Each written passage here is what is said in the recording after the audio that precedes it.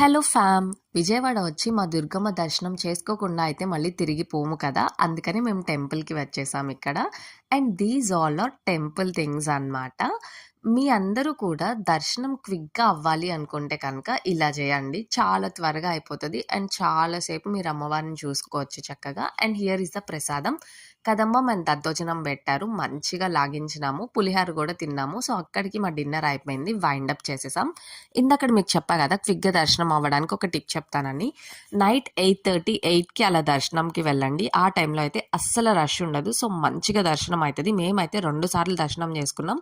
మా 2 దర్శనం కూడా ఒక హాఫ్ ఎన్ అవర్‌లోనే అయిపోయింది. మంచిగా అమ్మవారిని చూసుకున్నాం.